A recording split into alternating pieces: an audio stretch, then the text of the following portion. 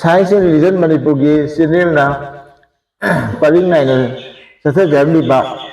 bigan jiwa pemsing dharma karma jiwa pemsing makata koi na ngasidi koi mi bising na tingari ba lai ba bisi karino atau kamna lai ba wali bino habi khana da bagi da makta nasi koi gi studio asida lengjan na lai bire social worker ni makoi sing si mukta mayam be introduction tau jage ha makta da ai gi na ka lengjin biriba sina paunam Tirotama Devi maksi social worker ni aro mathangi lengjin biriba gesa sina Srimati Seram Binasaki Devi maksi social worker ni ngasidi makoi ni na akoi gi topic si khana na bida makta didalai jare ha makta da ina kai khana si ge hai pa wafam si Tirotama yafam da thamjari han makada Science and Religion ni tagi ba pai punumoku ana iko ngona kunjari loina na paramo chen aduga ko sarbusu ko tharapa phungtok chen han makada sa daina hanga sangjani je lai ba aibaji kadai bo ko boge karino haibagi matang je da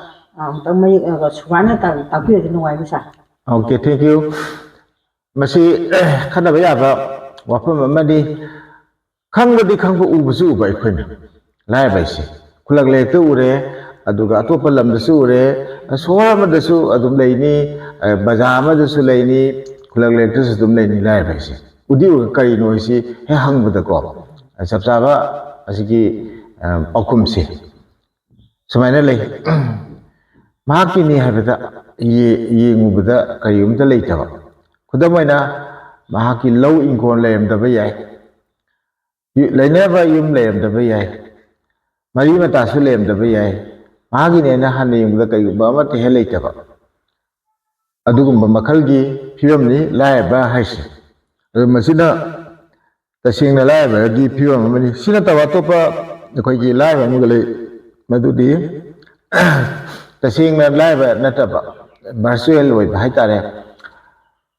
leidile ga su leiti haina khandana pungning wakhal si ba yam fiction dana khoi gi kana gumba mi khada di low in goal lam tu ngon ko ni ngai low ni ngai pham marang kain leijer ga su ai si leiti ne lai re ne khal ga mi mang da awa ba da utpa leiti da haidokpa adagi mi ngon da mu khangdana ba nataga mi ngon da mang na Piron sigai ba khongau puri phatta selaga dum lai leiti si udna phona jaba kangu bam su adum leite ba date masini lai ba hai bisi nathangi mina sakita mu thamjege kari mu khana sige makha hong kari hangba amodaina hangjani bo hangje lai ba hai bisi makhan thar lebra sugaina tamodi taksin adun ayam phajaba wa hangni amutang mayam da thamjege lai bisi khoina kha kupna miyam phamda nainana ba thamjani si sumaina makhal mari thongna khaidoga thamjage ahambagi lai bai kangu basina sumain tawi kana go imung ama nataga miyoi ama ani ahum oi bisi ai akhoi gi ni habata kai wamda leitaba property lantum low ingol imung manung lainaba yung kai gumbam te leitaba aduga mi gi mayumda saidanga ga leiba tasingna ga mo si malang da taw kan leiba ha bidu ma na ra pon suma makal gi yam serious yo makal gi lai bani sima leire ado mathang da second ani sub group sina samaina lei yumin ko di leiba ado low adi atopa mal sang property ate di lei jada ba aduna ngasai gi senthok labi adi tolo tabi thabuk sa tawde senthok labi langi atopa lambi habidi dukan nungam ba santok ya ba nataga na atopa source of income sin lei jeta ba karibita aduna maram ra hingda dia da banina nong bagi hati ta la sa ba haiba tare aduma makhalgi phibam ni haiba ga asigumba makhalgi miyoi singse sina kamai to ge da aya ma matam da nupi singna lawai dagi haigadra khulak lek dagi nataga par kom dagi nga tiuraga hinjang na pitiura da kaichi da bazar da yor ba madugi sedok duna makoi cha na ba yumgi ching chak leiba ꯏꯟꯖꯥꯡ ꯅꯥꯄꯤ ꯂꯩꯕ ꯁꯥꯅ ꯍꯥꯏꯕꯗꯤꯁꯦ ꯍꯥꯏꯕꯗꯤ ꯅꯣꯡꯃꯗꯨꯒꯤ ꯆꯔꯥꯗꯪ ꯐꯪꯅꯕꯒꯤꯗꯃꯛꯇ ꯍꯥꯏꯇꯥꯔꯦ ꯆꯔꯥꯁꯤ ꯍꯦꯟꯗꯅꯕ ꯆꯔꯥ ꯏꯃꯨꯡ ꯃꯅꯨꯡꯗ ꯂꯩꯔꯤꯕꯁꯤꯡꯗꯣ ꯆꯔꯥ ꯍꯦꯜꯂꯒ ꯑꯋꯥꯕ ꯂꯩꯇꯅꯕ ꯆꯥꯅꯕꯁꯤꯗꯪ ꯍꯣꯠꯅꯕꯗ ꯃꯈꯣꯏꯗ ꯑꯋꯥꯕ ꯑꯃ ꯑꯣꯏꯕ ꯑꯗꯨꯒꯨꯝꯕ ꯒ꯭ꯔꯨꯞꯅꯤ ꯑꯗꯨ ꯃꯈꯣꯏꯒꯤꯗꯃꯛꯇꯗꯤ ꯃꯅꯤꯄꯨꯔꯗ ꯍꯧꯖꯤꯛ ꯌꯥꯝ ꯀꯟꯅ ꯊꯣꯛꯏꯕ ꯕꯟ ꯕ꯭ꯂꯣꯀꯦꯠ ꯅꯨꯃꯤꯠ 5ꯅꯤꯒ ꯇꯧꯅꯤ ꯍꯥꯏꯕꯁꯤꯗꯤ ꯑꯔꯣꯏꯕ ꯄ꯭ꯂꯥꯟꯗ ꯄꯣꯛꯄꯣꯛ ꯆꯥꯛꯄꯤꯗ ꯅꯨꯡꯉꯥꯏꯖꯗꯕ ꯄꯣꯠꯅꯤ ꯑꯗꯨꯅ ꯃꯌꯥꯝꯅ ꯕꯟ ꯇꯧꯕꯁꯤꯡꯗꯁꯨ ꯈꯔ ꯇꯥꯕꯤꯔꯒ ꯑꯩꯈꯣꯏꯁꯨ ꯈꯔ ꯈꯟꯕꯤꯅꯕ ꯁꯨꯃꯥꯏꯅ ꯆꯔꯥ ꯍꯦꯟꯕ ꯌꯥꯝ ꯌꯥꯎꯔꯤꯕꯅꯤꯅꯦ ꯆꯔꯥ ꯍꯦꯟꯗ꯭ꯔꯒꯁꯨ ꯃꯣꯏ ꯂꯟ ꯊꯨꯝꯁꯦ ꯄꯨꯔꯒ ꯂꯩꯔꯒ ꯆꯥꯗꯧꯔꯤꯕꯅꯤ ꯑꯗꯨꯅ ꯃꯤꯒꯤ ꯃꯔꯟ ꯃꯊꯨꯝ ꯇꯣꯟꯕ ꯄꯩꯁꯥ ꯇꯣꯟꯕ ꯍꯥꯏꯗꯨ ꯑꯣꯏꯗꯧꯔꯤꯕꯅꯤ ꯑꯗꯨ ꯅꯣꯡꯃꯒꯤ ꯆꯥꯎꯈꯠꯂꯛꯄꯗꯨꯅ ꯍꯦꯟꯅ ꯆꯥꯎꯊꯅꯕ ꯍꯦꯟꯅ ꯂꯥꯏꯔ ꯇꯥꯅꯕ ꯃꯆꯥꯛ ꯑꯃ ꯑꯣꯏꯔꯤꯕꯅꯤ ꯍꯥꯏꯕꯗꯤ ꯄꯨꯔꯨꯕꯗꯣ ꯑꯃꯨꯛ ꯁꯤꯡꯅꯕ ꯍꯣꯠꯅꯕꯗ ꯑꯃꯨꯛ ꯁꯣꯝꯗ ꯆꯥꯅꯤꯡꯉꯥꯏꯕꯗꯣ ꯉꯁꯤ ꯆꯥꯅꯤꯡꯉꯥꯏꯁꯤ ꯑꯃꯨꯛ ꯀꯩꯅꯣ ꯇꯧꯕ ꯋꯥꯠꯇꯣꯏꯅꯦꯕ ꯑꯗꯨꯒ ꯁꯤꯗ ꯑꯇꯦꯟꯇꯒ ꯁꯝꯖꯍꯧꯈꯤꯒꯦ ꯈꯟꯅꯔꯤꯉꯩꯁꯤꯗ ꯕꯟ ꯇꯧꯕꯤꯔꯤꯕꯁꯤꯡꯅ ꯈꯤꯇꯪ ꯈꯟꯕꯤꯒꯗꯕꯅ ꯌꯥꯝꯅ ꯏꯁꯃꯣꯜ ꯑꯣꯏꯕ ꯀꯣ ꯋꯥꯊꯣꯛ ꯑꯃꯒꯤꯁꯨ ꯕꯟ ꯇꯧꯕ ꯍꯥꯏꯁꯤ ꯂꯩꯕꯥꯛ ꯄ꯭ꯔꯖꯥ ꯄꯨꯝꯅꯃꯛꯇ ꯋꯥꯏꯑꯦꯕ ꯃꯥꯅꯤ ꯆꯨꯝꯃꯤ ꯑꯗꯨꯒ ꯕꯟ ꯅꯠꯇꯕ ꯑꯣꯜꯇꯔꯅꯦꯇꯤꯚ ꯋꯦ ꯑꯃ ꯊꯤꯔꯒ ꯇꯧꯕꯤꯌꯣꯕ ꯑꯩꯈꯣꯏꯒꯤ ꯗꯤꯃꯥꯟꯁꯨ ꯐꯪꯕ ꯌꯥꯕ ꯐꯪꯅꯅꯕ ꯍꯣꯠꯅꯕꯤꯌꯣꯕ ꯕꯟ ꯍꯦꯛ ꯇꯧꯀꯥꯟꯗ ꯀꯅꯥꯅ ꯋꯥꯒꯦꯗ ꯅꯣꯡꯃꯒꯤ ꯍꯥꯇꯦ ꯇꯥꯜꯂ ꯆꯥꯏꯕ ꯁꯤꯒꯨꯝꯕ ꯑꯅꯤꯁꯨꯕ ꯒ꯭ꯔꯨꯞ ꯑꯍꯥꯟꯕ ꯒ꯭ꯔꯨꯞ ꯂꯥꯏꯔꯕꯁꯤꯡꯗ ꯁꯣꯛꯑꯦꯕ ꯇꯣꯂꯣꯞ ꯆꯥꯕ ꯃꯤ ꯑꯃꯇ ꯇꯣꯂꯣꯞ ꯊꯤꯡꯉꯝꯃꯣꯏ ꯕꯟꯗ ꯆꯠꯇꯦꯅ ꯑꯗꯨ ꯆꯠꯇꯕꯅꯁꯨ ꯌꯥꯝꯃꯤ ꯕꯟꯅꯦꯅ ꯆꯠꯇꯕꯗ ꯑꯦꯛꯁꯟ ꯂꯧꯕ ꯃꯤꯗꯨ ꯕꯟꯗꯨꯒꯤ ꯑꯦꯒꯦꯟꯁꯇꯅꯦꯅ ꯃꯥꯁꯨ ꯑꯦꯛꯁꯟ ꯂꯥꯛꯄ ꯌꯥꯏ ꯑꯁꯨꯝꯕ ꯃꯌꯥꯝ ꯂꯩꯔꯦ ꯑꯗꯨꯅ ꯕꯟ ꯅꯨꯃꯤꯠꯇ ꯑꯣꯐꯤꯁ ꯀꯥꯗꯕꯗꯤ ꯇꯣꯂꯣꯞ ꯂꯦꯝꯅ ꯆꯥꯕ ꯆꯞ ꯃꯥꯟꯅꯩ ꯇꯣꯂꯣꯞ ꯆꯥꯕꯁꯤꯡꯗꯗꯤ ꯀꯔꯤꯝꯇ ꯍꯟꯊꯗꯦ ꯃꯥꯡꯗꯦ ꯍꯦꯟꯅ ꯀꯥꯟꯅꯩ ꯃꯔꯝꯗꯤ ꯊꯥꯎ ꯇꯤꯡꯗ꯭ꯔꯤ ꯃꯇꯝ ꯃꯥꯡꯗ꯭ꯔꯦ ꯌꯨꯝꯗ ꯅꯨꯡꯉꯥꯏ ꯂꯩꯊꯣꯛ ꯌꯥꯔꯦ ꯕꯟꯁꯤꯗ ꯂꯥꯏꯔꯕꯒꯤ ꯃꯊꯛꯇꯨꯗ ꯑꯃ ꯅꯨꯃꯤꯠꯇꯨꯗ ꯑꯅꯥ ꯑꯌꯦꯛ ꯌꯥꯎꯕ ꯐꯦꯃꯤꯂꯤꯅ ꯑꯃꯨꯛ ꯍꯦꯟꯅ ꯋꯥꯔꯝꯒꯅꯤꯀꯣ ꯑꯗꯨꯛꯀꯤ ꯃꯇꯤꯛ ꯋꯥꯏ ꯄꯩꯁꯥꯁꯨ ꯊꯣꯛꯅꯤꯡꯉꯥꯏ ꯂꯩꯇꯦ ꯊꯕꯛꯁꯨ ꯁꯨꯗꯕ ꯌꯥꯗꯦ ꯑꯗꯨꯁꯨ ꯁꯨꯅꯤꯡꯉꯥꯏꯁꯨ ꯃꯌꯥꯝꯁꯪ ꯊꯤꯡꯕꯤꯔꯦ ꯕꯟ ꯕ꯭ꯂꯣꯀꯦꯠ ꯇꯧꯕ ꯅꯥꯁꯤꯜꯂꯛꯑꯅꯤ ꯌꯦꯁꯤꯜꯂꯛꯑꯅꯤ ꯁꯤꯒꯤꯁꯤ ꯑꯩꯈꯣꯏ ꯃꯤꯅꯨꯡꯁꯤ ꯍꯥꯏꯁꯤ ꯑꯩꯈꯣꯏ ꯃꯩꯇꯩ ꯃꯆꯥꯁꯤꯡꯁꯤ ꯏꯔꯩ ꯂꯩꯇꯕꯗꯧꯅ ꯈꯟꯊꯗꯕꯗꯧꯅ ꯕꯟ ꯇꯧꯔꯒ ꯍꯔꯥꯎꯕꯗꯧꯅ ꯕꯟ ꯑꯁꯤ ꯇꯧꯔꯒ ꯂꯣꯏꯔꯦꯅ ꯀꯅꯥꯒꯨꯝꯕ ꯈꯔꯗꯤ ꯕꯟꯗ ꯉꯁꯥꯏꯒꯤ ꯈꯧꯁꯥꯕ ꯍꯥꯏꯇꯥꯔꯦ ꯕꯟꯒꯤꯗꯃꯛꯇ ꯄꯨꯛꯅꯤꯡ ꯋꯥꯈꯜꯁꯤ ꯀꯥꯏꯗ ꯀꯔꯤꯃꯥꯏꯅ ꯇꯧꯔ ꯕꯟ ꯇꯧꯁꯤꯒꯦꯅ ꯈꯟꯕ ꯃꯤꯑꯣꯏ ꯃꯌꯥꯝꯁꯨ ꯂꯩꯕ꯭ꯔꯥ ꯍꯥꯏꯅ ꯑꯁꯨꯃꯥꯏꯅ ꯊꯝꯖꯒꯦꯀꯣ ꯑꯗꯨꯒ ꯑꯍꯨꯝꯁꯨꯕꯗ ꯑꯃꯨꯛ ꯂꯩꯔꯤꯕ ꯂꯥꯏꯔꯕꯁꯤ ꯀꯃꯥꯏꯅ ꯇꯧꯒꯦꯗ ꯃꯥꯒꯤ ꯂꯧꯁꯤꯡ ꯂꯩꯅꯤ ꯃꯌꯨꯝ ꯃꯀꯩꯁꯨ ꯂꯩꯅꯤ ꯍꯤꯡꯒꯣꯜ ꯅꯨꯡꯒꯣꯜꯁꯨ ꯂꯩꯅꯤ ꯁꯦꯟꯊꯣꯛ ꯂꯝꯕꯤ ꯑꯇꯩ ꯈꯔꯁꯨ ꯂꯩꯔꯝꯕ ꯌꯥꯏ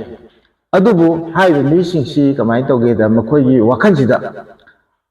ꯂꯤꯊꯥꯖꯤꯛ ꯑꯣꯏꯕ ꯁꯨꯅꯤꯡꯗꯕ ꯅꯣꯝꯅꯤꯡꯗꯕ ꯑꯁꯤ ꯃꯊꯛꯇ ꯑꯃꯨꯛ ꯀꯣꯛꯁꯤ ꯕꯨꯙꯤ ꯂꯧꯁꯤꯡ ꯄꯨꯊꯣꯛꯄ ꯉꯝꯗꯗꯅ ꯍꯦꯟꯅ ꯆꯥꯎꯈꯠꯄ ꯉꯝꯗꯕ ꯆꯥꯎꯈꯠꯍꯟꯕ ꯉꯝꯗꯕ ꯑꯗꯨꯒ ꯑꯃꯨꯛ ꯉꯁꯥꯏꯒꯤ ꯁꯦꯟꯗꯤ ꯂꯥꯛꯂꯤꯉꯩ ꯂꯝꯕꯤꯁꯨ ꯂꯩꯇꯦ ꯑꯗꯒꯤ ꯆꯥꯎꯈꯠꯅꯕ ꯍꯣꯠꯅꯕꯁꯨ ꯂꯩꯇ꯭ꯔꯦ ꯑꯗꯨ ꯃꯊꯛꯇ ꯑꯃꯨꯛ ꯑꯩꯈꯣꯏꯅ ꯇꯧꯔꯛꯀꯗꯣꯏ ꯄꯣꯠꯁꯤ ꯄꯩꯁꯥꯗꯤ ꯆꯪꯗ ꯌꯥꯗꯦ ꯃꯇꯝꯁꯤ ꯃꯤꯑꯣꯏꯕꯗ ꯈ꯭ꯋꯥꯏꯗꯒꯤ ꯂꯨꯏꯁꯤ ꯃꯇꯝ ꯂꯦꯟꯕꯅꯦꯕ ꯑꯗꯨ ꯃꯇꯝꯁꯤ ꯑꯔꯦꯝꯕꯗ ꯂꯦꯟꯅꯕ ꯍꯣꯠꯅꯩ ꯃꯈꯣꯏꯅ ꯀꯃꯥꯏꯅ ꯇꯧ ꯂꯦꯟꯒꯦꯗ ꯂꯝꯕꯤꯗ ꯊꯣꯛꯑꯒ ꯀꯩꯊꯦꯜꯗ ꯅꯠꯇ꯭ꯔꯒꯅ ꯂꯝꯕꯤ ꯃꯄꯥꯟꯗ ꯂꯩꯕ ꯍꯣꯇꯦꯜ ꯑꯃꯗ ꯆꯥ ꯌꯣꯟꯐꯝ ꯗꯨꯀꯥꯟ ꯑꯃꯗ ꯐꯝꯃꯒ ꯆꯥ ꯊꯛꯐꯝꯗ ꯃꯣꯏ 4-5 ꯑꯃ ꯇꯥꯁꯤꯜꯂꯒ ꯋꯥꯔꯤ ꯁꯥꯍꯧꯔꯅꯤ ꯔꯥꯖꯅꯤꯇꯤ ꯈꯟꯅꯒꯦꯔꯥ ꯃꯇꯝꯗꯨꯒꯤ ꯏꯔꯥꯡ ꯈꯟꯅꯒꯦꯔꯥ ꯂꯝꯕꯤ ꯁꯣꯔꯣꯛꯇ ꯆꯠꯄ ꯃꯤꯒꯤ ꯈꯟꯅꯒꯦꯔꯥ ꯅꯠꯇ꯭ꯔꯒ ꯀꯅꯥꯒꯨꯝꯕ ꯑꯃꯒꯤ ꯃꯔꯝꯗꯁꯨ ꯄꯨꯊꯣꯛꯑꯦꯗ ꯈꯟꯅꯕ ꯌꯥꯏꯀꯣ ꯁꯨꯃꯥꯏꯅ ꯈꯟꯅꯔꯒ ꯀꯥꯟꯅꯕ ꯏꯐꯪ ꯐꯪꯉꯣꯏꯗꯧꯕ ꯋꯥꯔꯤ ꯃꯌꯥꯝ ꯑꯃꯗ ꯁꯥꯔꯒ ꯃꯇꯝ ꯃꯥꯡꯍꯜꯂꯒ ꯃꯇꯝꯁꯤ ꯃꯥꯡꯉꯒ ꯊꯕꯛꯇꯨ ꯁꯨꯗꯕꯤꯗ ꯂꯩ ꯑꯗꯨꯅ ꯀꯣꯟꯊꯪꯗꯗꯤ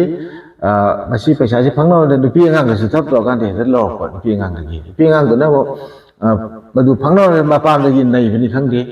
ꯑꯗꯒꯤ ꯃꯥꯆꯪ ꯇꯥꯟꯅ ꯀꯥꯏꯕꯅꯤ ꯈꯪꯗꯦ ꯇꯧꯔꯀꯥꯟꯗ ꯐꯧ ꯍꯨꯔꯥꯜꯂꯒ ꯇꯥꯏꯕꯅꯤ ꯈꯪꯗꯦ ꯀꯔꯤꯒꯨꯝꯕ ꯑꯃ ꯇꯧꯔꯀꯥꯟꯗ ꯃꯥꯒꯤ ꯅꯨꯄꯥꯒꯤ ꯈꯣꯔꯁꯥꯗꯨ ꯍꯨꯜꯂꯒ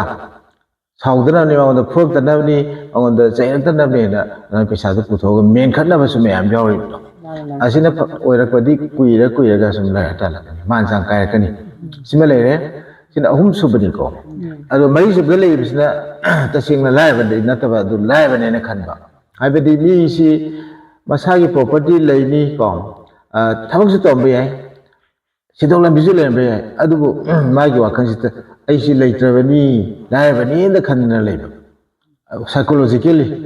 ꯑꯗꯨꯒꯤ ꯏꯐꯦꯛꯇꯨꯅ ꯃꯔꯝ ꯑꯣꯏꯔꯀꯥꯟꯗ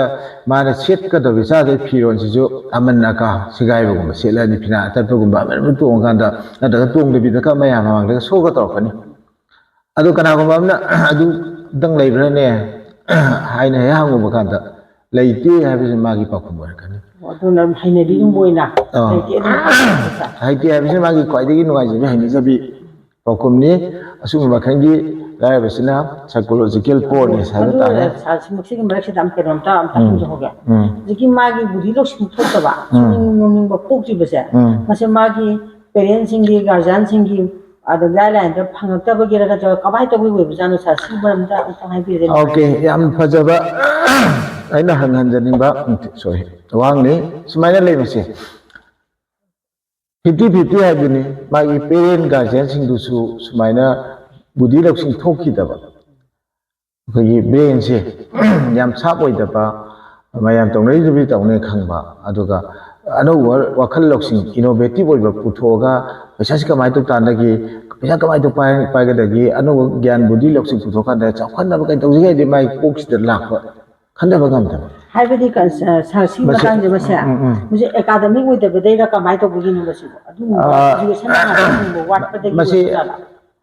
ꯂꯣꯏꯅꯃꯛ ꯌꯥꯝ ꯁꯦꯌꯔꯁꯤ ꯌꯥꯎꯔꯤ ꯑꯍꯥꯟꯕꯗ ꯍꯦꯔꯤꯗꯔꯤ ꯃꯃꯥ ꯃꯄꯥꯗꯨꯅ ꯑꯗꯨꯃꯥꯏꯅ ꯂꯦꯖꯤ ꯑꯣꯏꯈꯤꯕ ꯂꯤꯊꯥꯖꯤꯛ ꯑꯣꯏꯈꯤꯕꯗꯣ ꯃꯆꯥꯗꯁꯨ ꯑꯣꯏꯕ ꯅꯝꯕꯔ 2 ꯏꯗꯨꯀꯦꯁꯟ ꯑꯗꯨꯒꯨꯝꯕ ꯃꯈꯜꯒꯤ ꯃꯤꯁꯤꯡ ꯂꯥꯏꯔꯤꯛ ꯇꯝꯕꯁꯤꯅꯦ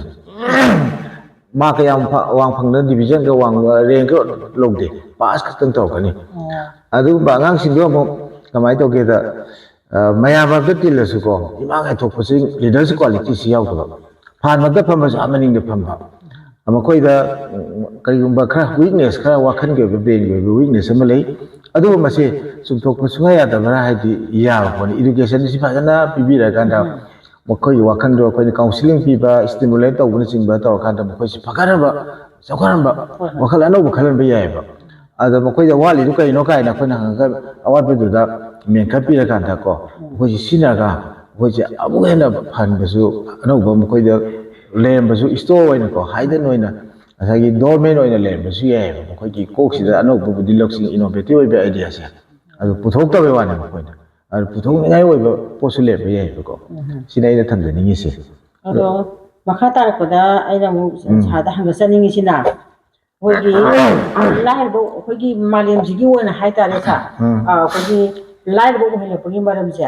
ꯀꯔꯤꯅ ꯀꯃꯥꯏꯅ ꯑꯣꯏꯍꯜꯂꯛꯄꯅꯣ ꯍꯥꯏꯕꯁꯤ ꯃꯇꯝꯗꯨ ꯁꯥꯔꯗꯒꯤ ꯇꯥꯖꯅꯤꯡꯉꯤ ꯑꯣꯀꯦ ꯊꯦꯡꯛ ꯌꯨ ꯃꯁꯤ ꯁꯨꯃꯥꯏꯅ ꯊꯝꯖꯒꯦ ꯑꯩꯈꯣꯏ ꯐꯦꯃꯤꯂꯤ ꯀꯣꯁ ꯀꯣ ꯑꯍꯥꯟꯕꯒꯤ ꯀꯥꯡꯂꯨꯞꯁꯦ ꯈ꯭ꯋꯥꯏꯗꯒꯤ ꯁꯦꯔꯤꯌꯁ ꯑꯣꯏꯕ ꯂꯥꯏꯔꯕꯗꯨꯗꯤ ꯑꯣꯏꯕ ꯌꯥꯕ ꯃꯔꯝꯁꯤ ꯁꯨꯃꯥꯏꯅ ꯂꯩ ꯃꯈꯣꯏꯒꯤ ꯑꯍꯜ ꯂꯃꯟꯁꯤꯡꯗꯣ ꯑꯩꯈꯣই ꯂꯥꯏꯅꯥ ꯂꯥꯏꯆꯠꯇꯒꯤ ꯂꯣꯏꯅ ꯄꯥꯛꯇꯛꯅ ꯁꯤꯈ꯭ꯔꯒ ꯑꯉꯥꯡꯁꯤꯡꯗꯣ ꯂꯩꯍꯧꯕ ꯑꯗꯒꯤ ꯑꯃꯨꯛ ꯃꯊꯪꯗ ꯑꯩꯈꯣꯏꯒꯤ ꯂꯥꯏꯅꯥ ꯂꯥꯏꯆꯠꯁꯤ ꯅꯠꯇꯕꯗ ꯀꯩꯒꯨꯝꯕ ꯂꯥꯟ ꯅꯪꯉꯕ ꯂꯥꯟ ꯍꯥꯏꯁꯤ ꯑꯩꯈꯣꯏꯒꯤ ꯋꯥꯔꯁꯤ ꯈꯨꯗꯝ ꯑꯣꯏꯅ ꯍꯥꯏꯔꯕꯗ ꯍꯧꯖꯤꯛ ꯃꯅꯤꯄꯨꯔꯗ ꯆꯤꯡꯒ ꯇꯝꯒ ꯂꯥꯟ ꯁꯣꯛꯅꯕꯒꯤ ꯐꯤꯕꯝ ꯍꯥꯏꯗꯤ ꯀꯨꯀꯤꯒ ꯃꯩꯇꯩꯒ ꯁꯣꯛꯅꯕ ꯑꯦꯛꯖꯥꯝꯄꯜꯅꯤꯀꯣ ꯁꯦ ꯁꯤꯗꯩꯗ ꯆꯤꯡꯗ ꯉꯁꯥꯏꯒꯤ ꯑꯩꯈꯣꯏ ꯆꯤꯡꯗ ꯂꯩꯔꯝꯕ ꯃꯤ ꯃꯩꯇꯩ ꯃꯆꯥ ꯀꯣ ꯗꯤꯁꯄ꯭ꯂꯦꯁ ꯇꯧꯗꯅ ꯂꯩꯌꯦꯕ ꯇꯝꯄꯥꯛꯇꯀꯣ ꯑꯗꯨ ꯃꯈꯣꯏꯁꯤꯡꯁꯤ ꯑꯍꯜ ꯂꯃꯟꯁꯤꯡꯁꯤ ꯁꯤꯈ꯭ꯔꯀꯥꯟꯗ ꯃꯈꯣꯏ ꯂꯩꯍꯧꯔꯤꯕ ꯃꯆꯥꯁꯤꯡꯗꯣ ꯍꯌꯦꯡꯅꯦ ꯀꯔꯤꯝꯇ ꯍꯦꯛ ꯂꯩꯍꯧꯗꯕ ꯍꯥꯏꯗꯣ ꯑꯣꯏꯗꯣꯏꯅꯤ ꯁꯤꯃ ꯂꯩꯔꯦ ꯑꯗꯒꯤ ꯁꯤ ꯅꯠꯇꯕꯗ ꯑꯃꯨꯛ ꯀꯔꯤꯒꯨꯝꯕ ꯃꯇꯝꯗ ꯃꯃꯥꯡꯉꯩꯗ ꯑꯍꯜ ꯂꯃꯟꯁꯤꯡꯁꯤ ꯖꯨꯋꯥꯔ ꯌꯥꯝ ꯁꯥꯟꯅꯔꯝꯕ ꯊꯦꯡꯅꯩ ꯖꯨꯋꯥꯔꯁꯤꯗ ꯑꯔꯩꯕ ꯌꯨꯝ ꯏꯪꯈꯣꯜ ꯃꯥꯟ ꯆꯥꯡꯁꯤ ꯂꯣꯏꯅ ꯌꯣꯟꯊꯣꯛꯑꯀꯥꯟꯗ ꯍꯦꯛ ꯁꯤꯗꯣꯛꯈ꯭ꯔꯗꯤ ꯃꯩ ꯃꯆꯥ ꯃꯁꯨꯁꯨ ꯃꯥꯟꯖꯥ ꯑꯝꯇ ꯂꯩꯍꯧꯗ꯭ꯔꯦ ꯑꯗꯒꯤ ꯃꯊꯪꯗ ꯑꯃꯨꯛ ꯖꯨꯋꯥꯔꯁꯤ ꯅꯠꯇꯕꯗ ꯑꯃꯨꯛ ꯌꯨ ꯊꯛꯄ ꯍꯥꯏꯕ ꯑꯃꯁꯨ ꯂꯩꯀꯣ ꯅꯤꯁꯥꯗ ꯑꯦꯗꯤꯛ ꯆꯨꯕ ꯃꯤꯁꯦ ꯅꯤꯁꯥꯗ ꯁꯨꯝ ꯊꯛꯄꯗꯒꯤ ꯑꯌꯥꯝꯕ ꯄꯩꯁꯥ ꯄꯥꯏꯔꯣ ꯄꯩꯁꯥ ꯇꯥꯜꯂꯣꯀꯣ ꯅꯤꯁꯥꯗ ꯌꯥꯝ ꯀꯟꯅ ꯂꯩꯆꯨꯕ ꯑꯦꯗꯤꯛꯁꯤꯡꯁꯦ ꯑꯗꯨꯅ ꯅꯤꯁꯥꯁꯤ ꯆꯥꯔꯒ ꯑꯦꯗꯤꯛ ꯆꯨꯔꯒ ꯀꯣꯟꯅꯪꯗ ꯂꯤꯚꯔꯒꯗꯣ ꯁꯤꯔꯣꯁꯤꯁ ꯂꯥꯛꯇꯅ ꯃꯕꯨꯛꯀ ꯀꯟꯈꯠꯇꯅ ꯑꯃꯨꯛ ꯅꯥꯕꯅꯤꯅ ꯏꯃꯨꯡꯗ ꯂꯩꯕ ꯃꯤꯁꯤꯡ ꯂꯥꯏꯌꯦꯡꯅꯕ ꯍꯣꯠꯅꯕꯗ ꯌꯨꯝ ꯏꯪꯈꯣꯜꯒ ꯌꯣꯜꯂꯒ ꯂꯥꯏꯌꯦꯡꯗꯣꯏꯅꯤ ꯂꯣꯏ ꯌꯣꯟꯊꯣꯛꯀꯗꯣꯏꯅꯤ ꯀꯣꯟꯅꯪꯗ ꯁꯤꯈꯤꯗꯣꯏꯅꯤ ꯃꯥ ꯁꯤꯈꯤꯗ ꯃꯥꯏ ꯅꯨꯄꯤꯁꯨ ꯑꯇꯩꯗ ꯁꯤꯔꯒ ꯑꯉꯥꯡ ꯈꯛꯇꯪ ꯂꯩꯍꯧꯕ ꯁꯤꯃ ꯂꯩꯔꯦ ꯁꯨꯃꯥꯏꯅ ꯃꯈꯜ ꯃꯈꯜꯁꯤ ꯈꯔ ꯂꯩ ꯁꯤꯅ ꯑꯍꯥꯟꯕꯒꯤꯅꯤꯀꯣ ꯐꯦꯃꯤꯂꯤ ꯋꯥꯏꯁ ꯈꯟꯅꯕꯗ ꯑꯅꯤꯁꯨꯕꯩꯁꯤꯅ ꯀꯃꯥꯏꯅ ꯇꯧꯒꯦꯗ ꯉꯁꯥꯏꯒꯤ ꯌꯨꯝ ꯏꯪꯈꯣꯜꯗꯪ ꯂꯩꯔꯒ ꯄ꯭ꯔꯣꯄꯔꯇꯤ ꯑꯇꯩ ꯂꯩꯇꯕꯗꯣ ꯃꯈꯣꯏꯁꯤꯡꯗꯨꯁꯨ ꯉꯁꯥꯏꯒꯤ ꯃꯈꯣꯏꯒꯤ ꯄꯦꯔꯦꯟꯁꯤꯡꯗꯣ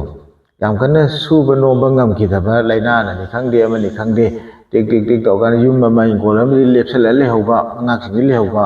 ꯑꯗꯨꯒ ꯃꯈꯣꯏꯗꯁꯨ ꯁꯨꯕ ꯅꯣꯝꯕꯁꯤ ꯇꯧꯅ ꯌꯥꯝ ꯍꯦꯟꯅ ꯀꯥ ꯍꯦꯟꯅ ꯁꯨꯕ ꯅꯣꯝꯕ ꯀꯣꯛ ꯄꯨꯊꯣꯛꯑꯒ ꯄꯩꯁꯥ ꯇꯥꯟꯗꯅ ꯑꯗꯒꯤ ꯃꯁꯤ ꯂꯥꯏꯕꯛꯇꯁꯨ ꯂꯩꯀꯣ ꯈꯔꯗꯤ ꯂꯥꯏꯕꯛꯇꯁꯨ ꯄꯩꯁꯥ ꯄꯥꯏꯕ ꯅꯨꯡꯉꯥꯏꯕ ꯍꯥꯏꯁꯤ ꯂꯩ ꯂꯥꯏꯕꯛꯅꯕꯨ ꯇꯝꯗ꯭ꯔꯗꯤ ꯐꯅ ꯀꯟꯅ ꯁꯨꯔꯁꯨ ꯑꯗꯨꯝ ꯍꯦꯛꯇ ꯄꯩꯁꯥ ꯄꯥꯏꯕ ꯌꯥꯗꯕ Kadang-kadang nomor su adum lai betan thau do ma tho ma na ne khne ek pani ka no khudi im thi pete tala phe mi ba begin nungai be ya phe ba se mo lag ta su yam ti pen tawi ana un kha na khudi im thi pete ayau na nungai khudi im thi pete kana un kha ayau na lai ko ado ngasi sangi bo ba haing thawoi ba ngasi ni thawoi ba haing sangi bo tam ngam pon ti sini ado na ngasai gi ani bu group se samaina lai gi pon ni ahum su ba sina Kawai tu literature ko suning da noming da se si hereditary hai ta ko ya halama sing su lai gile ma ka thabak si su ba nom ba si yam tan ba adagi gap sap ti am kan je bai ta re mi ma bang ka ya uthok chaning ba si le kai na adi si utho aga adagi kai su na ta ba su paisa si chom chom putho ga he lotion gi ba lam tu ka si yo thok ba property ka si kha adum sum chat ki bai ta election ba ding am ta Habi tungi ka em khanda di tungi khanda ba aduga mi gi nungai hanna ba ni mi bang ga gop sok taw gi haina bi si lei ba so mi sing ran ji am taw khale ran ji taw bi sing si so se ro ka ni thoi sing se oi yo hana to ma ne sim sim mayam gi pha na mi ne thoi ba so se ro ka sing si imung ma nong di ho taw ho me am yaw ni ho ri ni sa imung ma nong ho to ho ba paisa thong ni la bi su lei ta ba to lo su cha da ba ngang bi sing ju ka ngong na doi ni angang bi sing mang do ri ni ko so se wa ni ne thau pha si da imung da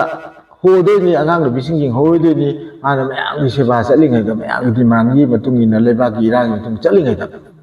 ho doi ni si a pha ba di na ta ba si ma adu cha ta di ya da ba smaina le ya so yam to ko li ahum se be si adu mai si be si di ta se na di mo ko si mentally problem lai ba group ni mai su ba gi laina lai ke na khali ba phiro sigai ba seli ba group se mo ko ji psychological problem lai ba mi ni aduna phagana ba pung du su zakhar hanna ba mi gi su phana ba ai su phana ba ai sima to ga me han punong zakhar mi na ke ai si to ga ko gi mi gi seba to ge mi ngon sima ka to ke pizza ga mi harawan gi dai ko sim ko chi saw yaw du adu makal gi kangum ni ko se sima le sina ta ba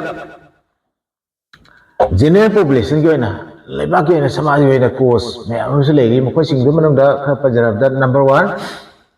laina la se paksan he ta ba da mi me am si ba yai khoda ma na mamang da khoi da thing gi covid laina thok ba da lockdown to da kai chin karam pham na dre se thok la bi su le ti office ka na da ba me am ma da gi mo som da kai thi su kai su loi na ma thing ma du na market si down chale market down cha bai economy da ko issue e khuda boi na market ta yo li processing ji mai am sang lai de ni lai processing se mayum da ni yum cha bai ni khang de chan thang nam ni khang de industry to bai ni khang de na ta ga na atop ka ba to bai lai na ka da market tu paisa si leu de ni market gi paisa si na mo ko gi ang mathang lai ko na le beng de chang gi de ni ko po che ma pan di che la ko ni khang de ma khang to bu si da adu beng de paisa si ja ka re adu market si down to di beng de paisa chang tre adi chom da la lo iting me to si paisa am tong tre adi yum da kai da thaba ba su na thaba ka ma su ga no ma ga ma gi khorsa kha phang ja ga do ba labor charge am da phang tre po na ma se loi na ma da block ne ba ama da phang an da bi ne ba sina ko gi laina na to ba ko gi lockdown se si am ni economy am tin so ko aduna ba si so ko si Lanka ga di agi Pakistan ko ba Bangladesh ko ba ka di lockdown to ba da mang gi ba economy duna mar ma ka da lockdown si phara ka da thau phang da na thau lai ngai paisa ka lek ta da aroi bi mai ga thana ba lan irang ma am thok ba ni sima le ko sina ta ba da mo yamna lu ba mana lai lai su si education se lai lai su si phadana tam da na education mangan phang da bi wa khan chi chau thok pa u pa vision daw de atop lam da kai to ge kholi ge ayam am da international language english ta ka chana de ni ko hindi khang english khang de si chana de ni karim da khang de bi na akoi gi google li nge khalo mobile nge khalo ada serial ko mari khang gi ne hai gi ne ying da no go i pau ka ji kai thu gi de khang ngam mo economically cha khon da po ma ban di chen ge ka tek ama to ge hai ba ka da ngam roi da mi lai lai su khan tam da de sin da su cha kha pa ji tham thing na han dan ba ya ba asina ta mo unemployment ꯊꯕꯛ ꯐꯪꯗꯕꯁꯦ ꯁꯔꯀꯥꯔꯅ ꯃꯤ ꯈꯨꯗꯤꯡꯃꯛꯀꯤ ꯊꯕꯛ ꯄꯤꯕ ꯉꯝꯗ꯭ꯔꯁꯨ ꯈꯔ ꯃꯔꯛꯇ ꯊꯕꯛꯁꯤ ꯁꯨꯝ ꯐꯪꯍꯟ ꯇꯥꯔꯒꯗꯤ ꯏꯃꯨꯡ ꯃꯅꯨꯡ ꯈꯔ ꯄꯨꯕꯒ ꯃꯗꯨꯅ ꯁꯦꯟ ꯊꯨꯝꯗꯨꯅ ꯏꯃꯨꯡ ꯃꯅꯨꯡ ꯆꯂꯥꯏꯗꯣꯏꯅꯦꯕ ꯁꯦꯟꯊꯣꯛ ꯂꯝꯕꯤ ꯑꯃꯠꯇ ꯂꯩꯔꯣꯏꯗꯣꯏꯅꯤꯀꯣ ꯑꯗ ꯀꯅꯥꯒꯨꯝꯕ ꯑꯩꯒꯤ ꯏꯃꯨꯡꯗ ꯃꯁꯥꯁꯦ ꯑꯝꯇ ꯐꯠꯇ꯭ꯔꯦ ꯂꯣꯏꯅꯃꯛ ꯇꯤꯡꯒꯪ ꯌꯥꯡꯒꯪꯕ ꯁꯨꯕ ꯅꯣꯝꯕ ꯉꯁꯥꯏꯒꯤ ꯆꯠꯄ ꯈꯣꯠꯄ ꯉꯝꯗ꯭ꯔꯦ ꯈꯜꯂꯣ ꯊꯕꯛ ꯇꯧꯕꯁꯨ ꯂꯩꯇ꯭ꯔꯦ ꯈꯜꯂꯣ ꯑꯗꯨꯝ ꯁꯣꯏꯗꯅ ꯂꯥꯏꯔ ꯆꯔꯥ ꯍꯦꯟ ꯁꯤꯔꯛꯀꯗꯣꯏꯅꯤ ꯑꯁꯨꯝꯕ ꯃꯈꯜ ꯑꯃ ꯑꯗꯒꯤ ꯑꯇꯣꯞꯄ ꯑꯃꯅ ꯒꯣꯔꯃꯦꯟꯁꯦ ꯒꯣꯔꯃꯦꯟ ꯃꯈꯥ ꯄꯣꯜꯂꯤ ꯒꯣꯔꯃꯦꯟꯁꯤꯗ ꯏꯂꯦꯛꯇꯦꯠ ꯍꯥꯏꯗꯤ ꯃꯌꯥꯝꯅ ꯊꯥꯒꯠꯂꯤꯕ ꯑꯩꯈꯣꯏꯒꯤ ꯒꯣꯔꯃꯦꯟ ꯄꯥꯏꯔꯤꯕꯁꯤꯡꯁꯦ ꯚꯤꯖꯟ ꯌꯥꯎꯕ ꯇꯨꯡꯗ ꯑꯩꯈꯣꯏꯁꯤ ꯆꯥꯎꯈꯠꯅꯕ ꯇꯨꯡꯒꯤ ꯃꯅꯤꯄꯨꯔꯒꯤꯀꯣ ꯍꯌꯦꯡ ꯑꯩꯈꯣꯏ ꯁꯤ ꯇꯧꯔꯀꯥꯟꯗ ꯑꯩꯈꯣꯏꯁꯤ ꯄꯩꯁꯥ ꯁꯨꯃꯥꯏꯅ ꯇꯧꯅ ꯂꯥꯛꯑꯀꯥꯟꯗ ꯂꯩꯕꯥꯛꯁꯤ ꯆꯥꯎꯈꯠꯍꯟꯕ ꯃꯤ ꯈꯨꯗꯤꯡꯃꯛꯁꯤ ꯁꯦꯟ ꯊꯨꯝꯒꯤ ꯐꯤꯕꯝ ꯐꯒꯠꯍꯟꯕ ꯍꯥꯏꯁꯦ ꯈꯟꯗꯕꯤꯗ ꯍꯧꯖꯤꯛꯇꯤ ꯚꯣꯠꯀꯤ ꯈꯛꯀꯤ ꯈꯟꯕꯗꯧꯅ ꯎꯔꯦ ꯑꯗꯨꯃꯥꯏꯅ ꯉꯁꯤ ꯚꯣꯠ ꯂꯦꯞꯄꯗ ꯀꯔꯣꯔ 30, 40, 50 ꯂꯥꯛ ꯑꯣꯏꯔꯁꯨ ꯆꯪꯉꯦ ꯈꯜꯂꯣ ꯆꯪꯉꯤꯁꯦ ꯃꯥꯅ ꯄꯨꯕ ꯈꯣꯠꯄ ꯃꯥꯏ ꯍꯥꯟꯅ ꯂꯩꯖꯔꯕ ꯂꯣꯏ ꯊꯥꯗꯣꯛ ꯊꯣꯛꯀꯗꯣꯏꯅꯦꯕ ꯀꯥꯏꯗ ꯀꯅꯥ ꯊꯥꯗꯣꯏꯅꯣꯗ ꯄ꯭ꯔꯖꯥ ꯑꯩꯈꯣꯏꯗ ꯑꯗꯨꯒ ꯃꯥꯅ ꯍꯦꯛ ꯀꯥꯀꯥꯟꯗ ꯑꯃꯨꯛ ꯍꯟꯖꯟꯅꯕ ꯇꯧꯗꯣꯏꯅꯦꯕ ꯍꯟꯖꯟꯅꯕ ꯍꯣꯠꯅꯕꯗ ꯃꯥꯅ ꯀꯔꯝꯕ ꯅꯤꯌꯣꯝꯗ ꯑꯐꯕ ꯇꯧꯔꯒ ꯍꯟꯖꯟ ꯉꯝꯗꯒꯦꯕ ꯃꯌꯥꯝꯗ ꯍꯪꯖꯅꯤꯡꯉꯤ ꯀꯣꯏꯁꯟꯁꯦ MLA ꯑꯃꯅ ꯄꯩꯁꯥꯁꯤ ꯀꯔꯣꯔ 40, 50 ꯆꯪꯅ ꯚꯣꯠ ꯂꯦꯞꯄꯒ ꯀꯥꯔꯀꯥꯟꯗ MLA ꯁꯤꯅꯅꯦ ꯄꯩꯁꯥꯁꯤ ꯍꯟꯖꯟꯅꯕ ꯋꯦꯁꯦ ꯀꯃꯥꯏꯅ ꯇꯧ ꯍꯟꯖꯟꯅꯒꯦꯕ ꯀꯔꯣꯔ 40, 50ꯁꯦ ꯃꯥꯏ ꯇꯣꯂꯣꯞꯇꯨꯅ ꯌꯥꯄꯣꯠꯇꯦ ꯃꯥꯏ ꯇꯦꯗꯦꯗꯨꯅ ꯌꯥꯄꯣꯠꯇꯦ ꯄꯩꯁꯥꯗꯣ ꯃꯥꯁꯨ ꯆꯥꯗ ꯌꯥꯔꯣꯏꯕ ꯑꯗꯨꯅ ꯃꯊꯪꯒꯤ ꯚꯣꯠꯇ ꯄꯩꯁꯥ ꯀꯥꯏꯗ ꯀꯣꯠꯇꯣꯏꯅꯣꯕ ꯍꯟꯗꯛꯀꯤꯕꯨꯗꯤ ꯂꯦꯞ ꯄꯨꯕ ꯈꯣꯠꯄ꯭ꯔꯥ ꯍꯥꯟꯅ ꯄ꯭ꯔꯣꯄꯔꯇꯤ ꯂꯣꯏꯁꯤꯟꯈꯤꯕꯅꯤ ꯈꯪꯗꯦ ꯇꯧꯔꯒ ꯃꯊꯪꯒꯤ ꯚꯣꯠꯇꯅ ꯀꯥꯏꯗꯩꯅꯣꯕ ꯃꯊꯪꯒꯤ ꯚꯣꯠꯇꯁꯨ ꯑꯗꯨꯝ ꯃꯥꯕꯨ ꯃꯃꯥꯡ ꯊꯣꯛꯑꯒ ꯃꯉꯣꯟꯗ ꯄꯩꯁꯥ ꯍꯦꯟꯅ ꯄꯥꯏꯕ ꯑꯃꯁꯨ ꯃꯥ ꯏꯟꯊꯨꯔꯝꯕꯁꯨ ꯌꯥꯏ ꯑꯗꯨꯅ ꯃꯗꯨ ꯉꯝꯅ ꯍꯣꯠꯅꯗꯅ ꯄꯩꯁꯥꯁꯤ ꯊꯤꯅ ꯍꯣꯠꯅꯔꯅꯦꯕ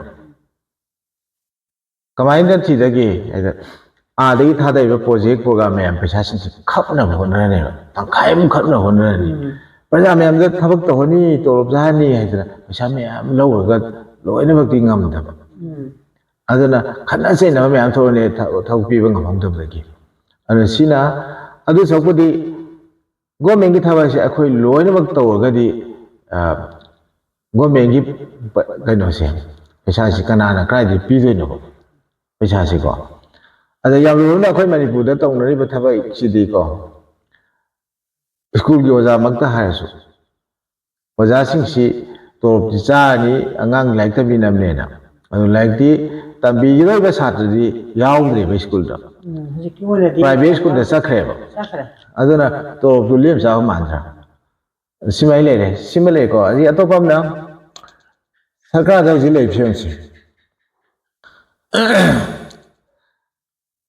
ꯃꯤꯁꯤ ꯊꯕꯛ ꯍꯥꯞꯄꯤꯌꯨꯅ ꯂꯣꯏ ꯂꯥꯛꯑꯅꯦꯕ ꯑꯗ ꯍꯥꯞꯀꯗꯣꯏ ꯊꯕꯛꯁꯤ ꯍꯥꯞꯄꯨꯔꯀꯥꯟꯗ ꯑꯃꯨꯛ ꯑꯗꯨꯒꯤ ꯇꯣꯂꯣꯞ ꯄꯤꯗ ꯌꯥꯔꯣꯏꯕ ꯑꯗ ꯇꯣꯂꯣꯞ ꯍꯥꯏꯕꯁꯤ ꯑꯩꯈꯣꯏ ꯃꯅꯤꯄꯨꯔꯒꯨꯝꯕ ꯂꯝꯗꯗꯤ ꯔꯤꯁꯣꯔꯁꯁꯤ ꯏꯔꯩ ꯂꯩꯇꯕꯅꯤꯅ ꯏꯟꯀꯝꯁꯦ ꯏꯔꯩ ꯂꯩꯇꯕꯅꯤꯅ ꯁꯦꯟꯇꯔꯗꯩ ꯅꯤꯔꯨꯔꯅꯦꯕ ꯁꯦꯟꯇꯔꯗꯩ ꯅꯤꯕ ꯍꯥꯏꯁꯤꯗ ꯀꯃꯥꯏꯅ ꯇꯧꯒꯦꯗ ꯅꯤꯃꯟꯈꯩ ꯍꯦꯟꯅ ꯅꯨꯡꯁꯤꯔꯛꯇ꯭ꯔꯦꯕ ꯑꯩꯈꯣꯏ ꯃꯩꯇꯩ ꯃꯆꯥꯁꯦ ꯑꯪꯒꯤꯗ ꯅꯤꯔꯦꯅ ꯅꯨꯡꯁꯤꯗ꯭ꯔꯦꯕ ꯃꯣꯏꯅ ꯎꯁꯤꯠꯇ꯭ꯔꯦꯕ ꯑꯁꯤꯅ ꯑꯩꯈꯣꯏ ꯀꯔꯤꯝꯇ ꯇꯧꯕ ꯉꯝꯗꯦ ꯑꯩꯈꯣꯏ ꯄꯥꯡꯒꯟ ꯊꯣꯛꯄ ꯉꯝꯗꯦ ꯃꯩꯇꯩ ꯃꯆꯥ ꯃꯩꯇꯩ ꯃꯤꯅꯤꯁꯇꯔꯁꯤꯡꯅ ꯄꯥꯡꯒꯟ ꯊꯣꯛꯄ ꯉꯝꯗ꯭ꯔꯤꯁꯤ ꯄ꯭ꯔꯖꯥ ꯃꯌꯥꯝꯒꯤ ꯇꯣꯂꯣꯞ ꯄꯤꯅ ꯍꯣꯠꯅꯕꯗ ꯑꯗꯩ ꯅꯤꯕ ꯊꯕꯛ ꯆꯥꯎꯈꯠꯅ ꯍꯣꯠꯅꯕꯗ ꯑꯗꯩ ꯅꯤꯕ ꯑꯗꯨ ꯅꯤꯕꯗꯅ ꯃꯤꯅ ꯎꯁꯤꯠꯇꯕꯗꯨꯗ ꯑꯩꯈꯣꯏꯅ ꯑꯃꯨꯛ ꯑꯣꯟꯈꯠꯂꯀꯥꯟꯗ ꯀꯟꯅ ꯙꯞ ꯇꯧꯕꯁꯨ ꯉꯝꯗ꯭ꯔꯦ ꯁꯤ ꯄꯣꯠ ꯑꯃ ꯂꯩꯔꯦꯀꯣ ꯑꯩ ꯂꯥꯜꯂꯝꯕꯗꯤ ꯌꯥꯏ ꯑꯗꯨꯕꯨ ꯃꯁꯤ ꯑꯩꯅ ꯆꯥꯎꯔꯥꯛꯄ ꯑꯃ ꯈꯟꯕꯗ ꯆꯨꯝꯒꯗ꯭ꯔꯗꯤ ꯈꯜꯂꯦ ꯁꯤꯃ ꯂꯩꯔꯦ ꯉꯁꯥꯏꯒꯤ ꯚꯣꯠꯀꯤ ꯏꯂꯦꯛꯁꯟꯒꯤ ꯃꯇꯥꯡꯒꯤꯗꯣ ꯁꯥꯔ ꯑꯩꯈꯣꯏꯅ ꯄ꯭ꯔꯖꯥꯁꯤꯅ ꯑꯐꯕ ꯃꯤ ꯈꯟꯖꯤꯅ ꯍꯥꯏꯇꯥꯔꯒꯗꯤ ꯄꯩꯁꯥꯁꯦ ꯑꯃꯠꯇ ꯂꯧꯗꯕꯤꯗ ꯇꯧꯔꯒꯗꯤ ꯑꯩꯈꯣꯏꯅ ꯑꯐꯕ ꯃꯤꯗꯣ ꯂꯥꯏꯔꯤꯛ ꯂꯥꯏꯁꯨ ꯑꯦꯖꯨꯀꯦꯁꯟ ꯃꯉꯥꯜ ꯐꯪꯕ ꯑꯗꯒꯤꯗꯤ ꯀꯩꯅꯣ ꯁꯃꯥꯖꯤꯛ ꯑꯣꯏꯕ ꯋꯥꯈꯜ ꯈꯟꯕ ꯑꯗꯨꯒꯨꯝꯕ ꯄ꯭ꯔꯖꯥꯁꯤꯡ ꯈꯟꯒꯗꯕꯁꯤꯡꯁꯦ ꯑꯩꯈꯣꯏꯅ ꯈꯟꯖ ꯇꯥꯔꯗꯤ ꯑꯩꯈꯣꯏ ꯄꯩꯁꯥ ꯁꯨꯛꯂꯧ ꯂꯧꯗꯅ ꯑꯩꯈꯣꯏꯅ ꯊꯥꯗꯕꯤꯔꯒꯗꯤ ꯊꯥꯒꯠꯈ꯭ꯔꯒꯗꯤ ꯃꯣꯏꯁꯦ ꯄ꯭ꯔꯖꯥꯒꯤ ꯍꯣꯠꯅꯔꯛꯀꯗꯣꯏꯅꯦꯕ ꯅꯠꯇ꯭ꯔ ꯁꯥꯔ ꯑꯗꯨ ꯌꯥꯝ ꯆꯨꯝꯃꯤ ꯑꯗ ꯑꯩꯅ ꯈꯤꯇꯪ ꯑꯃꯨꯛ ꯏꯂꯥꯕꯣꯔꯦꯠꯂꯤ ꯑꯩ ꯁꯨꯃꯥꯏꯅ ꯑꯃꯨꯛ ꯊꯝꯖꯒꯦ ꯑꯩꯅ ꯅꯍꯥꯟꯈꯩ ꯈꯟꯗꯅ ꯂꯩꯕ ꯄꯣꯠ ꯑꯃꯅꯤ ꯑꯗꯣ ꯍꯧꯖꯤꯛꯀꯤ ꯃꯇꯝꯁꯦ ꯁꯨꯝꯕ ꯋꯥꯔꯤ ꯌꯥꯝ ꯀꯟꯅ ꯁꯥꯗꯣꯛꯄꯗ ꯑꯦꯛꯁꯟ ꯂꯥꯛꯀꯗ꯭ꯔꯥ ꯍꯥꯏꯅ ꯈꯟꯗꯕꯗꯤ ꯉꯝꯗꯦ ꯍꯧꯖꯤꯛꯁꯤ ꯃꯤ ꯑꯆꯨꯝꯕ ꯉꯥꯡꯕ ꯌꯥꯗ꯭ꯔꯕ ꯃꯇꯝꯅꯤ ꯑꯁꯦꯡꯕ ꯑꯆꯨꯝꯕ ꯍꯦꯛ ꯉꯥꯡꯉꯨꯕꯗ ꯑꯩꯁꯤ ꯗꯣꯁꯥ ꯇꯥꯕ ꯌꯥꯕ ꯄꯣꯠ ꯑꯃ ꯂꯩ ꯑꯗꯨꯕꯨ ꯃꯌꯥꯝꯒꯤ ꯈꯜꯂꯒ ꯑꯩ ꯋꯥꯐꯝꯁꯤ ꯑꯝꯇ ꯊꯝꯖꯔꯝꯒꯦ ꯃꯅꯤꯄꯨꯔꯗ ꯍꯧꯖꯤꯛꯐꯥꯎꯗ ꯀꯥꯕꯤꯔꯤꯕ ꯁꯔꯀꯥꯔ ꯄꯥꯏꯕꯤꯔꯤꯁꯤꯡꯁꯦ ꯃꯁꯤ ꯑꯃꯈꯛꯇꯪꯅ ꯑꯁꯦꯡꯕ ꯇꯧꯕ ꯉꯝꯃꯣꯏꯕ ꯃꯤ 90ꯅ ꯑꯔꯥꯟꯕ ꯇꯧꯔꯒ 10ꯅ ꯑꯆꯨꯝꯕ ꯆꯠꯄ ꯁꯨꯡꯌꯥ ꯌꯥꯔꯣꯏ mana punamak tuina olman lakka dia asi prajai khutali praja siksina zamanana abhawa mi je koksi khaktana makan testo kan thagat pi agadi hadak hajana tawdabado mathang de thagalaktaba thapa kada o mi en on sum thagaladi kuiroi chei kulam kotha da asengwa sumba khaba sapami oina bor kar kaneba paisa na yarwa ba ada hoji hoji le phim sidi paisa pai de bor le pa yarwa alu karo ni pura khe pai da ba social work phana lak taw gera mi gi dang nang thoi si khubak da haptan hone gera I dan phana taw gera mi dang ta hing ni cha ba tum ba kaw ngai ching le song ge nang bor sungka ka roi paisa ya yaw du si gi tin si ma khoi mai pu da le ma si ma paja khoi na ni ko paja khoi na paisa du da karamu ba mi gi paisa du da u ba ai nga ke awat pa ba ai mating pang ba ai anai ke mating pang ba ai long khong du ba sara nam na da paisa pang ba ai lambi thong sem ba imung manung le kai khon chema pa du da u le ga di akoi pulap cha khom min na roi akoi na u do si di tung gi vision le ba u ba ngam ba yam thona pa ba ma hai ba di manipur da ji unemployed le myam si ka mai pha da ge da industry yam le ga di pha ka ne ba ada industry si di kana na tawri ye na thi ade industry ji su yam lo me manipur industry am te hing ba ngam de sigi maram mayam le khoi na raj ji tang kan sa sa roi nai na bidi yam ya po ni ado industry am te lik khapa ngam de le ga su si asi maram sira khoi sa khat ta ba khoi chaw maram mani ya si tham jara ga ma khata bu da sa gi lai bo sing ji sina ta ba natural gi oi ba weather climate depend to bu kha se le khudai mai na yo si toi na ha ga yum kai ning kai ko kai yam taw ra ba khoi asi na yam yo ba number 2ising chi chaw da lo u re ising yo chaw thum ba hingong ko ising don thum ba yum kai thum jal la ga ne ado de khoi na charai re phim da chatang hoi de thuk ba asina ta ba le kang thuk ba nong chi sung ta ha ta lo chi su e u ya de khoi kai de no sa de si ma pan de gi dong depend to le ro khoi si so ngai na si ko me yam sin khoi si la ba gi bo bya ma sak me yam ngak ta ni adu sini maru ba ina khara pan jati nga ba da sina ta ba makha mo tamana mo kari amoi na kanom ta hangdani la re ba se phong na upai si kari tawada ge ai jage lai ba kom na ba upai si ha mak ta samai tham jage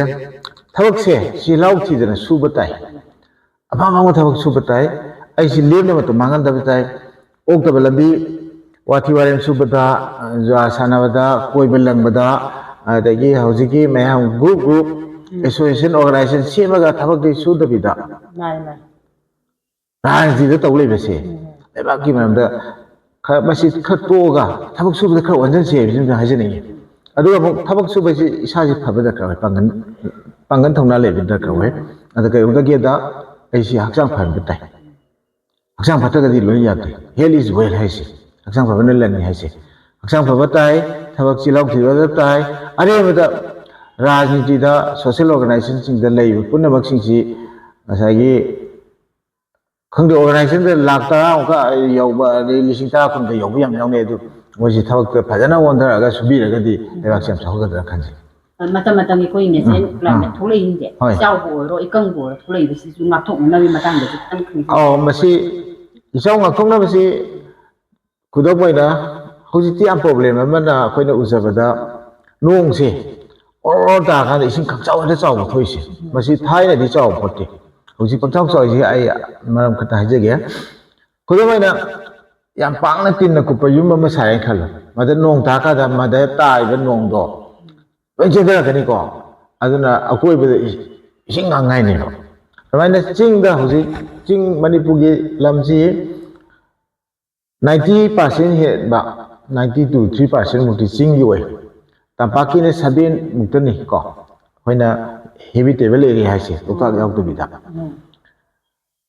adu hai balam se seloi ta ka de ne ching da tai mi sing seloi la ka de ne ada ching de na wa ji u wa me am da nong ta kan phajan le me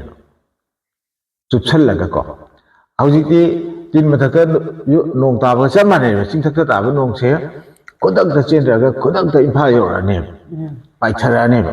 aduna impa ma nong de sing chaw ba se adagi matik nong kha ta di moi na la system su phat ta ba sina ꯁꯤꯡꯁꯦ ꯊꯨꯅ ꯍꯦꯛꯇ ꯆꯥꯎꯔꯅꯤ ꯑꯗꯨꯒ ꯃꯁꯤꯒꯤ ꯏꯁꯤꯡ ꯈꯨꯆꯥꯎꯁꯦ ꯍꯥꯟꯅꯗꯒꯤ ꯇꯣꯏꯁꯜꯂꯛꯑꯦ ꯍꯦꯟꯅ ꯑꯃꯨꯛ ꯇꯣꯏꯁꯜꯂꯛꯀꯅꯤ ꯅꯣꯡ ꯈꯤꯇꯪ ꯇꯥꯕ ꯕꯖꯥꯔ ꯃꯅꯨꯡꯁꯤꯗ ꯏꯁꯤꯡ ꯊꯨꯝꯃꯅꯤ ꯃꯁꯤ ꯑꯩꯅ ꯁꯨꯝ ꯌꯦꯡꯖꯕꯗ ꯕꯖꯥꯔ ꯃꯅꯨꯡꯗ ꯊꯧꯗꯣꯛ ꯋꯥꯊꯣꯛ ꯂꯨꯍꯣꯡ ꯈꯣꯡꯗꯣꯡ ꯃꯌꯥꯝ ꯆꯠꯆꯕꯗ ꯑꯩꯅ ꯊꯦꯡꯅꯖꯕꯗ ꯗ꯭ꯔꯦꯅꯦꯖ ꯁꯤꯁꯇꯦꯝꯁꯦ ꯑꯗꯨꯛꯀꯤ ꯃꯇꯤꯛ ꯐꯠꯈꯤꯗ꯭ꯔꯦ ꯗ꯭ꯔꯦꯅꯦꯖꯁꯤ ꯑꯃꯣꯠ ꯑꯀꯥꯏꯁꯤ ꯌꯨꯝ ꯑꯃ ꯄꯥꯟ ꯇꯥꯔꯗꯤ ꯑꯃꯣꯠ ꯑꯀꯥꯏ ꯃꯌꯥꯝ ꯊꯣꯔꯛꯑꯦ ꯏꯔꯨꯖ ꯃꯥꯏꯊꯖꯕꯅꯤ ꯈꯪꯗꯦ ꯀꯣꯜꯂꯤꯛ ꯋꯥꯏꯔꯝ ꯁꯦꯡꯕꯩꯅꯤ ꯈꯪꯗꯦ ꯅꯠꯇ꯭ꯔ ꯐꯤꯁꯨ ꯐꯤꯖꯥꯝꯒꯤꯅꯤ ꯈꯪꯗꯦ ꯃꯌꯥꯝ ꯑꯃ ꯊꯣꯔꯛꯑꯅꯦꯕ ꯍꯥꯏꯔꯤꯕ ꯃꯌꯥꯝꯗꯨ ꯅꯥꯂꯥꯗ ꯊꯥꯗꯣꯛꯀꯗꯣꯏꯅꯤꯀꯣ ꯑꯗꯨ ꯅꯥꯂꯥ ꯑꯁꯤ ꯐꯖꯅ ꯆꯦꯟꯊꯣꯛꯇ꯭ꯔꯦꯕ ꯑꯗꯨ ꯂꯣꯏ ꯄꯩꯁꯜ ꯂꯩꯔꯦ ꯑꯗꯣ ꯑꯃꯣꯠ ꯑꯀꯥꯏ ꯃꯌꯥꯝꯁꯦ ꯄꯩꯒꯩ ꯂꯩꯅꯔꯦ ꯑꯗꯨꯗ ꯀꯥꯡ ꯃꯆꯥ ꯊꯣꯛꯑꯒ ꯗꯦꯡꯒꯤ ꯂꯥꯏꯅꯥꯁꯦ ꯑꯔꯣꯏꯕꯤꯗ ꯁꯟꯇꯣꯛꯑꯦꯕ ꯏꯝꯐꯥꯜ ꯃꯅꯨꯡꯗꯗꯤ ꯗꯦꯡꯒꯤ ꯍꯦꯛ ꯁꯟꯇꯣꯛꯄ ꯍꯧꯕꯒ ꯃꯊꯪ ꯇꯧꯔꯛꯀꯅꯦꯕ ꯃꯔꯝꯗꯤ ꯗ꯭ꯔꯦꯅꯦꯖ ꯁꯤꯁꯇꯦꯝꯁꯤꯗ ꯑꯗꯨꯛꯀꯤ ꯃꯇꯤꯛ ꯐꯠꯇꯦ ꯀꯥꯡ ꯃꯆꯥ ꯂꯣꯏ ꯀꯣꯛꯑꯅꯦꯕ ꯑꯗ ꯁꯤꯅ ꯂꯥꯏꯅ ꯇꯥꯗꯕ ꯃꯆꯥ ꯑꯃꯁꯨ ꯑꯣꯏꯌꯦꯕ ꯑꯗꯒꯤ ꯑꯃꯨꯛ ꯉꯁꯥꯏꯒꯤ ꯂꯥꯏꯔ ꯐꯅꯕ ꯎꯄꯥꯏꯗꯣ ꯈꯤꯇꯪ ꯍꯥꯏꯖꯒꯦ ꯏꯗꯨꯀꯦꯁꯟ ꯑꯃ ꯂꯩꯔꯦ ꯀꯣ ꯂꯥꯏꯔꯤꯛ ꯂꯥꯏꯁꯨ ꯐꯖꯅ ꯇꯝꯕ ꯒ꯭ꯌꯥꯟꯒꯤ ꯃꯉꯥꯜ ꯑꯁꯤꯃ ꯗꯔꯀꯥꯔ ꯑꯣꯏ ꯍꯛꯆꯥꯡ ꯐꯕ ꯗꯔꯀꯥꯔ ꯑꯣꯏ ꯑꯗꯒꯤ ꯑꯃꯨꯛ ꯁꯨꯕ ꯅꯣꯝꯕ ꯇꯟꯗꯕ ꯇꯥꯏ ꯑꯩꯈꯣꯏꯅ ꯃꯤꯍꯨꯠ ꯊꯥꯒꯠꯄ ꯀꯥꯟꯗ ꯑꯁꯦꯡꯕ ꯂꯩꯕꯥꯛꯀꯤ ꯈꯟꯕ ꯑꯐꯕ ꯊꯕꯛ ꯇꯧꯒꯗꯕ ꯃꯤꯍꯨꯠ ꯊꯥꯒꯠꯄ ꯇꯥꯏ ꯂꯥꯏꯔꯕ ꯀꯣꯛꯅꯕ ꯎꯄꯥꯏꯁꯤꯡꯁꯤ ꯃꯅꯨꯡꯗ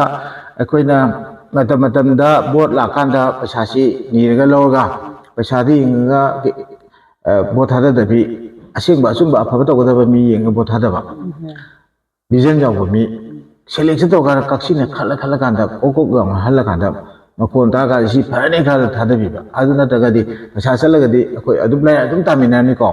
ꯁꯤꯃ ꯂꯩꯔꯦ ꯁꯤ ꯅꯠꯇꯕꯗ ꯅꯤꯁꯥ ꯑꯃꯨꯛ ꯗꯔꯀꯥꯔ ꯑꯣꯏ ꯆꯥꯗꯕꯁꯤ ꯅꯤꯁꯥ ꯆꯥꯕ ꯑꯃ ꯄꯨꯝꯅꯃꯛ ꯐꯦꯜ ꯑꯣꯏꯔꯦ ꯅꯤꯁꯥ ꯍꯥꯏꯁꯤꯗꯤ ꯅꯤꯁꯥꯅꯤ ꯃꯉꯣꯟꯗ ꯑꯅꯤꯔꯛ ꯑꯍꯨꯝꯂꯛꯄꯨ ꯆꯥꯅ ꯃꯍꯥꯎ ꯈꯪꯈ꯭ꯔꯕ ꯃꯗꯨ ꯆꯥꯗ꯭ꯔꯗꯤ ꯂꯩ ꯉꯝꯃꯛꯇꯦ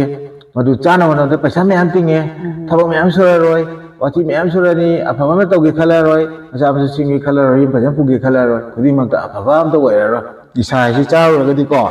ꯑꯗꯣ ꯑꯁꯤ ꯅꯠꯇꯕꯗ ꯑꯃꯨꯛ ꯑꯩꯈꯣꯏꯅ ꯑꯃꯨꯛ ꯃꯌꯥꯝꯗ ꯊꯝꯖꯅꯤꯡꯉꯤꯁꯤ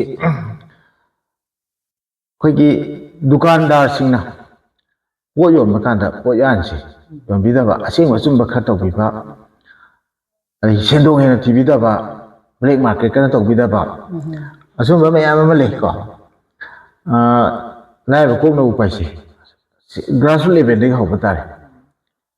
ꯁꯤꯁꯤꯡ ꯈꯔꯗꯅꯤ ꯁꯤ ꯅꯠꯇꯕ ꯃꯌꯥꯝꯁꯨ ꯂꯩ ꯑꯗꯨꯕꯨ ꯑꯩꯈꯣꯏ ꯉꯁꯤ ꯈꯟꯅꯕꯗ ꯁꯤꯗꯪ ꯍꯥꯏꯖꯒꯦ ꯃꯈꯥ ꯑꯃꯨꯛ ꯀꯔꯤ ꯑꯃꯨꯛ ꯈꯟꯅꯁꯤꯒꯦ ꯁꯤꯗ ꯑꯩꯅ ꯑꯃꯨꯛ ꯍꯪꯖꯅꯤꯡꯉꯤꯁꯦ ꯂꯥꯏꯔꯕꯁꯤꯡꯁꯦ ꯂꯥꯏꯔꯕ ꯍꯥꯏꯕꯁꯦ ꯃꯁꯤꯅ ꯀꯌꯥ ꯌꯥꯝꯅ ꯋꯥꯕꯒꯦ ꯁꯃꯥꯖꯗ ꯀꯔꯝꯕ ꯆꯩꯊꯦꯡ ꯆꯦꯅꯥꯁꯦ ꯁꯃꯥꯖꯗ ꯄꯤꯕꯒꯦ ꯍꯥꯏꯕꯁꯦ ꯃꯁꯤꯒꯤ ꯃꯇꯥꯡꯗ ꯁꯥꯔꯅ ꯈꯤꯇꯪ ꯁꯝꯂꯞꯅ ꯍꯥꯏꯕꯗꯤ ꯃꯩ ꯈꯔ ꯁꯨꯒꯥꯏꯅ ꯇꯥꯛꯄꯤꯔꯗꯤ ꯅꯨꯡꯉꯥꯏꯖꯒꯅꯤ ꯑꯣꯀꯦ ꯊꯦꯡꯛ ꯌꯨ ꯂꯥꯏꯔꯕꯒꯤ ꯑꯋꯥꯕꯁꯤꯗꯤ ꯀꯅꯥꯝꯇꯅ ꯈꯪꯉꯣꯏ ꯂꯥꯏꯔꯕꯗꯅ ꯈꯪꯒꯅꯤ ꯑꯗꯨꯛꯀꯤ ꯃꯇꯤꯛ ꯋꯥꯏ ꯌꯦꯡꯉꯨꯕꯗ ꯀꯔꯤꯝꯇ ꯂꯩꯇꯦ ꯄꯨꯛꯅꯤꯡ ꯋꯥꯈꯜ ꯅꯨꯡꯉꯥꯏꯐꯝ ꯈꯪꯗꯦ ꯃꯣꯟ ꯁꯣꯟꯊꯩ ꯌꯦꯡꯉꯨꯕꯗ ꯍꯟꯅ ꯌꯦꯡꯕꯗ ꯂꯩꯇꯦ ꯄ꯭ꯂꯥꯅꯤꯡ ꯑꯃ ꯀꯩꯅꯣꯝ ꯇꯧꯒꯦ ꯍꯥꯏꯕꯗꯣ ꯋꯥꯈꯜ ꯊꯣꯛꯇꯦ ꯑꯗꯨꯛꯀꯤ ꯃꯇꯤꯛ ꯇꯣꯟꯅ ꯂꯩ ꯑꯗꯨꯛꯀꯤ ꯃꯇꯤꯛ ꯄꯨꯛꯅꯤꯡ ꯋꯥꯈꯜ ꯁꯣꯟꯊꯅ ꯂꯩ ꯑꯗꯨꯅ ꯏꯀꯣꯝ ꯀꯣꯝꯅ ꯗꯤꯄ꯭ꯔꯦꯁꯟꯐꯥꯎ ꯅꯥꯔꯛꯄ ꯌꯥꯏꯀꯣ ꯂꯥꯏꯔꯕꯁꯦ ꯑꯗꯨꯛꯀꯤ ꯃꯇꯤꯛ ꯅꯨꯡꯉꯥꯏꯇꯕ ꯄꯣꯠꯅꯤ ꯁꯤꯗ ꯍꯦꯟꯅ ꯂꯥꯏꯅꯥ ꯑꯃ ꯅꯥꯔꯒꯁꯨ ꯗꯥꯛꯇꯔ ꯌꯦꯡꯉꯒ ꯉꯥꯏꯍꯥꯛ ꯇꯧꯔꯒ ꯐꯩ ꯅꯠꯇ꯭ꯔꯒ ꯁꯤꯔꯦ ꯂꯥꯏꯔꯕꯩꯗꯤꯀꯣ ꯂꯥꯏꯌꯦꯡꯕ ꯌꯥꯝ ꯋꯥꯕ ꯄꯣꯠ ꯑꯃꯅꯤ ꯂꯥꯏꯔꯕꯁꯦ ꯗꯥꯛꯇꯔꯅ ꯂꯥꯏꯌꯦꯡꯕ ꯌꯥꯕ ꯄꯣꯠ ꯅꯠꯇꯦ ꯂꯥꯏꯔꯕꯁꯦ